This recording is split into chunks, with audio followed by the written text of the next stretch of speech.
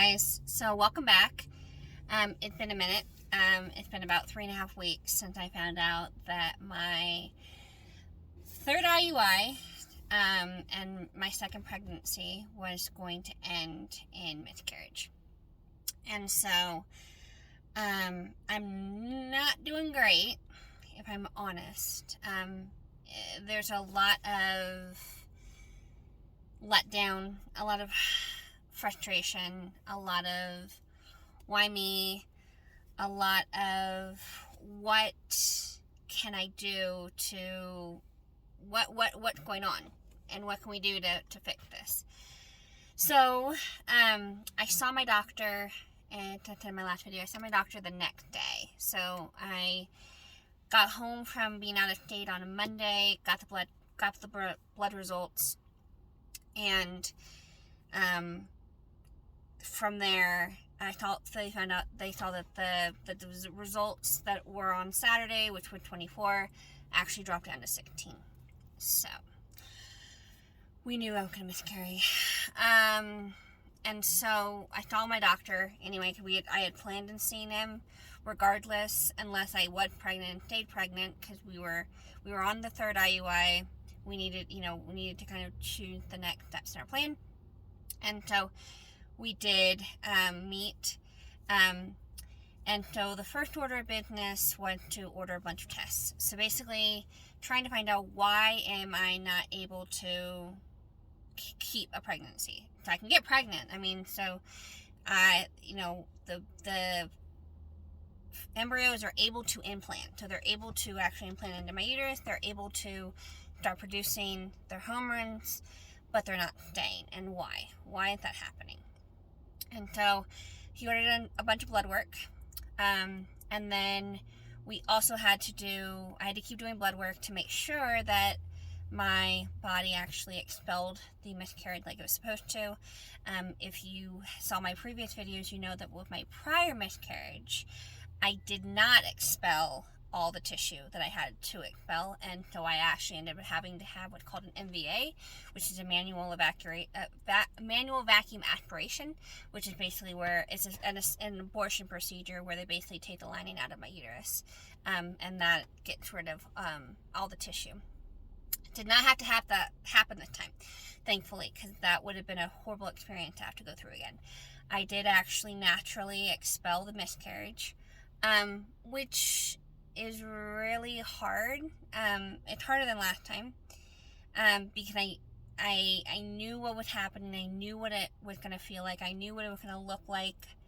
And so it's really emotional to have to sit and wait, for that miscarriage. But thankfully, my body did expel the miscarriage. It went down naturally like it was supposed to. So then the question is the tests. So the first test that we did, I actually did in an outside lab, was one, we tested me for diabetes. I am not diabetic. Wonderful. We tested thyroid function, which my thyroid looked fine. It was normal at that time. And then the third is actually something called a karyotype. So basically, they did a quick sequence of my genes. So it's not a detailed sequence because it only took a week. But they did my genes, and they actually were looking for any chromosomal abnormalities. Now, in my last video, I talked about my doctor had said that what could have happened, and could happen, rare, is when I was created, my chromosomes are all the same and they're all right, but they're in the wrong places. And so genetically was able to get through, and it doesn't do anything with your health. It doesn't do anything against you, except for when you are trying to get pregnant, because your body just naturally reads that, hey, this is an abnormal pregnancy because it's not genetically normal. And again, it's because you're not genetically normal, but it reads it when you're in pregnancy. I'm normal, so good news, which is good news, but it also does do that odd mind screw with you a little bit, where you go, okay, I'm normal, fantastic, that, but you want an answer. And so it's just another, like, okay, so we still have more questions. So if it's not genetic, what is this? And then it means it's physical. And which is, physical can or cannot be, usually can be dealt with. Genetics, you can't always change your genes. At least physical, you can change. So karyotype came back normal. It's really cool to see your genes, your gene sequence. It looked like anyone else if ever, the same kind of chromosomal thing that you see if you Google your chromosomes. But it was really cool to kind of see and go, hey, that's me. And then the other tests were blood clotting factors. So happens more often than people realize that if you have a clotting disorder, and sometimes it's not obvious, like I don't have hemophilia, I don't have anything that I would obviously had a clotting issue. So the next thing is looking at clotting factors. So they did a couple tests, one of them being lupus. It came back negative. So I don't have lupus, I don't have that. And then the rest of my tests, they tested for 4 different hemoglobins and immunoglobins and stuff. And they actually found barely, that I did actually have an increase in one of the immunoglobin factors. And it needed to be less than 20, and it actually ended up being 21.5. So it was over. Barely over, but still over. So what does that mean? Well, I don't see my doctor until later this month. So I won't get all the answers for another couple weeks. But Dr. Google, and with the help of a friend, basically what it means is that my body, most likely what had happened is, from my understanding, is that my body is probably not reading, it's reading the embryos as foreign and thus attacking the embryos. But it's not reading them as, it's reading them as foreign invaders basically, and it's attacking the embryo, and it's not letting the embryo grow. And so that would make a lot of sense. And I possibly will be diagnosed, again, it's too early, and I'll tell you why in a sec. I could be diagnosed with what's called APS. I'm not going to try to pronounce it, but basically it's a blood clotting disorder, and it's APS, and it's actually not a terribly unknown thing to happen. I've never noticed any clotting issues, but this is exactly why we do these tests. So basically what I'm going to gather, probably going to have to happen eventually, is that I'm going to have to be put on blood thinners. In this case, heparin, because I'm trying to get pregnant. You can't do warfarin. It's hostile to pregnancy. And so I'll be put on heparin. And then that hopefully will basically make it easier for the antibodies, or it'll thin out the lining, and it won't make it so that the body will attack as much. Now again, this is just kind of based on my Dr. Google reading. This is not anything from my doctor just yet, and just kind of doing some research on that. And I don't know what that's going to look like as far as infertility yet. I know a lot of people, it may have to delay doing another treatment for possibly 12 weeks. Because usually what they do to confirm that this is actually something that's going on is they test, and then 12 weeks later, after the positive result, they test again to see if it's still there. Or is this just something that might be temporary? And so I don't know if they can put me on the medication and then we can do a cycle next month. We cannot do it in the month of September.